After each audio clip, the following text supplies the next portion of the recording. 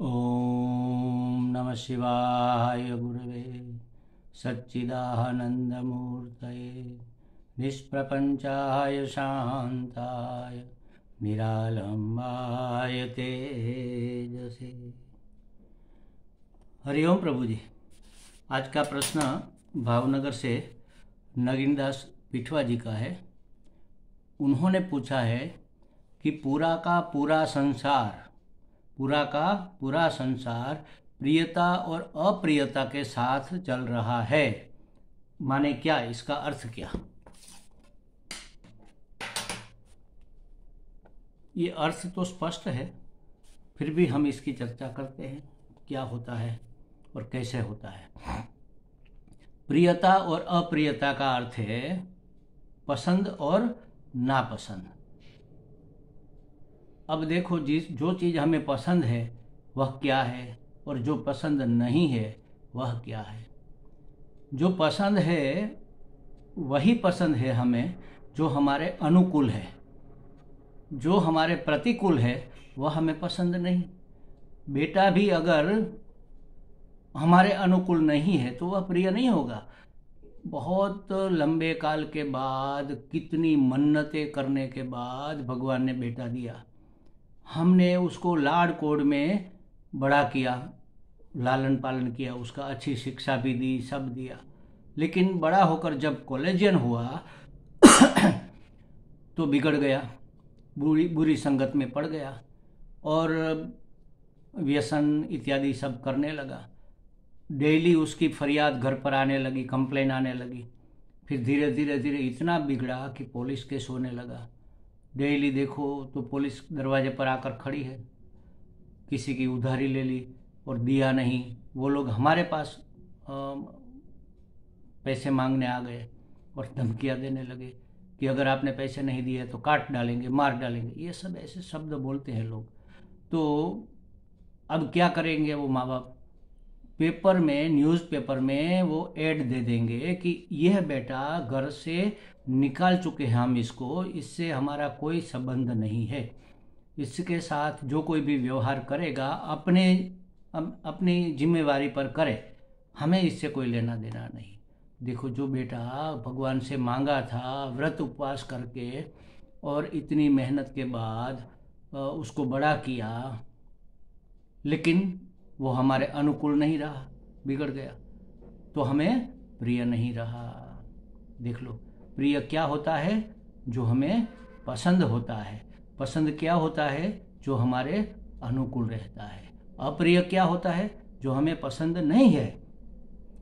हमें क्या चीज़ पसंद नहीं? जो हमारे प्रतिकूल है, अनुकूल नहीं है।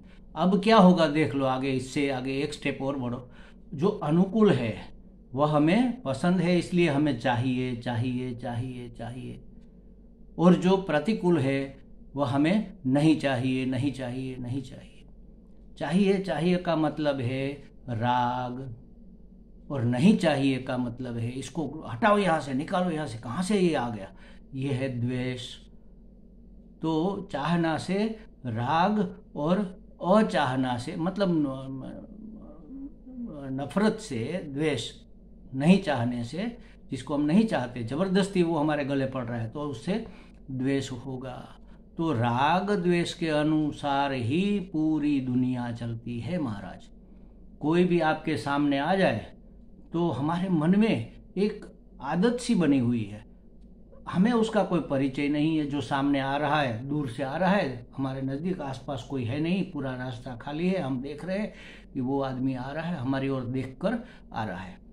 अब उसको देखकर या तो हम उसके ऊपर ये लेबल लगाएंगे कि ठीक है, अच्छे है, अनुकूल है, या तो ठीक नहीं है, अच्छे नहीं है, प्रतिकूल है, या तो उसके प्रति हमारी पसंदगी, या तो उसके प्रति हमारी नापसंदगी। मन सिक्का लगा देगा, मन एक ठप्पा लगा देगा कि ये ठीक है, ये ठीक नहीं है, ये अच्छा है, ये बुरा है।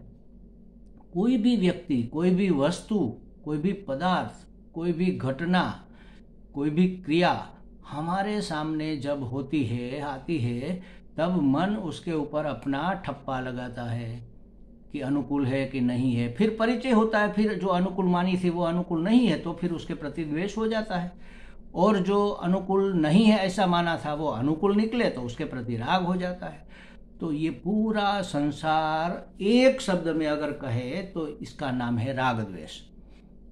जहाँ शास्त्र में कहते हैं कि संसार को छोड़ना पड़ेगा, संसार गहरा सागर है और इसमें से पार जाना मुश्किल है, तो वहाँ संसार का अर्थ होता है राग और द्वेष। राग द्वेष माने पसंद और नापसंद, उससे ऊपर कोई उठ नहीं सकता। बड़ी मुश्किल से जो संत होते हैं, जो साधक होते हैं, अच्छी सी साधना करके जागृत रह के अपना हर काम करते हैं, तब होता है उससे मुक्ति होती है। तब मतलब हमेशा जागृत रहना, तो सजाग रहना, उसी का नाम तो साधना है कि कहीं राग ना हो जाए, कहीं द्वेष ना हो जाए, समता में रहे। समता में रहना ही सबसे बड़ी साधना है, और समत्व को प्राप्त करना यही सबसे बड़ी साधना है। वो राग के कारण, अच्छा राग होता है किसके प्रति? जो हमें अनुकूल है उसके प्रति, और दूसरा किसके प्रति होता है? जो मेरे, जिसको हम मानते हैं उसके प्रति हमारा राग। राग माने आसक्ति समझ लो, जो इस शरीर से संबंधित है। बंधित है माने बांधे हुए है, सम माने सम्यक रूप से, जिसको हम ब्लड रिलेशन कहते हैं, या तो जिसको हम सगे संबंधी ऐसा कहते हैं, हमारे चाचा काका दादा नाना, या हमारे वेवाई पक्ष के लोग, और फिर इससे आगे भी मित्र परिसर, ये मित्र है, ये पड़ोसी है, ये पहचान वाला है, वहाँ तक हमारा राग फैलता है। तो जो ये शरीर के अपने है, जिसको हम अपना मानते हैं, उसके प्रति ममता हो जाती है। और ममता कब होती है? जब अहंता होती है। तब हम अपने आप को मैं मान रहे हैं। माने क्या मान रहे हैं? मैं माने क्या? इस शरीर को मैं मान रहे हैं, इंद्रियों को मैं मान रहे हैं, अंतःकरण को, मन को मैं मान रहे हैं, इन सब को हम मैं मान रहे हैं। तो जो मैं मान रहे, उस मैं के संबंध में जो है, उससे संबंधित जो है, वह सब मेरे हो गए। तो अहमता से पैदा हुई ममता, और जिसके प्रति ममता होती है उसके प्रति राग होता है। और अहमता ममता आई तो फिर मैं और मेरा आया, तो फिर मेरे लिए भी कुछ आएगा। मेरे लिए या मेरे अपनों के लिए, मेरे लिए मुझे ये चाहिए वो चाहिए, ये हो गई कामना। अपनों के लिए भी चाहिए, ये भी हो गई कामना। तो अहमता, ममता और कामना, इस तीन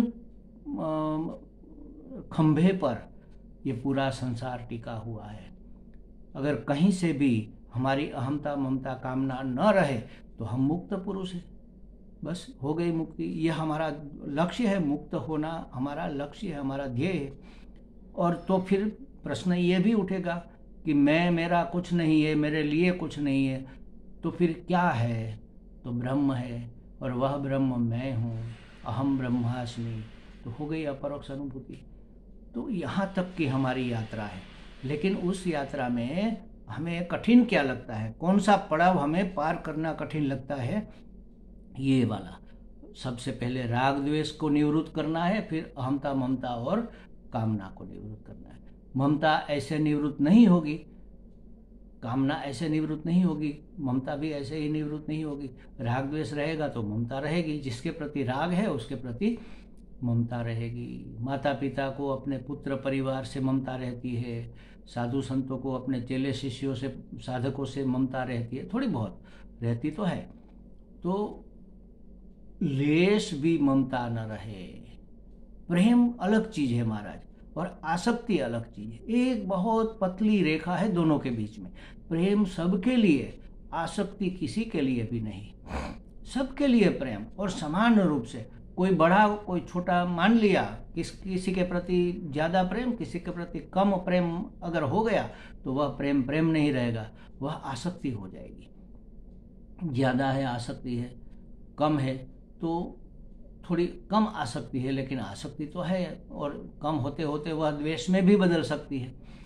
तो कम ज़्यादापन जिसमें नहीं है, जो भरा पूरा है, ऐसा जो है उसको प्रेम कहते हैं।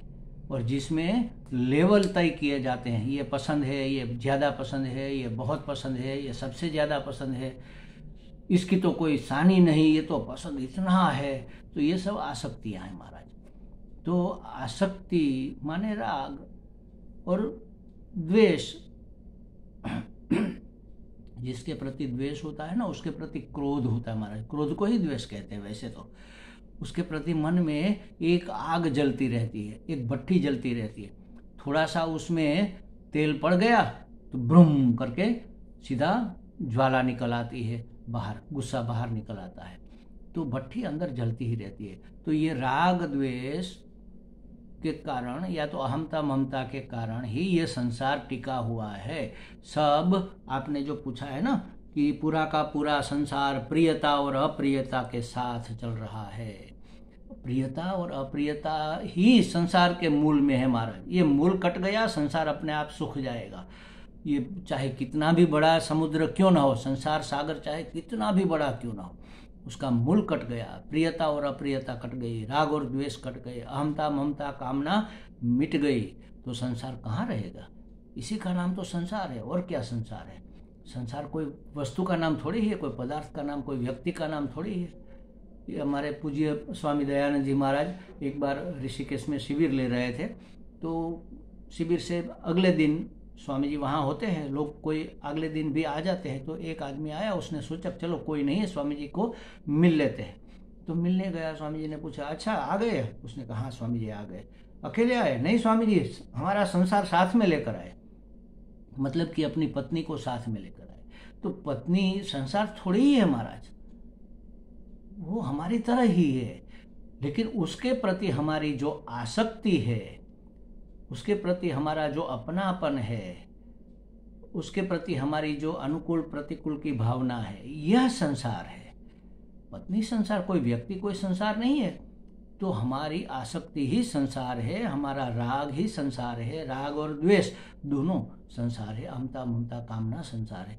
तो वास्तव में तो आपकी बात बिल्कुल सही है, पूरा का पूरा संसार प्रियता और अप्रियता को लेकर ही उसके साथ ही चल रहा है। प्रियता और अप्रियता मिट जाए, न तो कुछ प्रिय है न तो कुछ अप्रिय है, बस सब जो है सब अनुकूल है, सबके प्रति हमारा समान प्रेम है। इसको कहेंगे पवित्र प्रेम। ऐसा पवित्र प्रेम सबके प्रति होता है, और किसी एक के प्रति होता है वह प्रेम पवित्र नहीं रहता। शुद्ध प्रेम हो सकता है, लेकिन वह प्रेम पवित्र नहीं रहता। पवित्र तो तब है जब किसी को भी उसमें एंट्री या नो एंट्री का बोर्ड नहीं लगाते। तो प्रियता और अप्रियता का साथ पूरा संसार चल रहा है। हमें लगता है नगीनदास जी को कुछ बातें स्पष्ट हो गई होगी। हरिओम।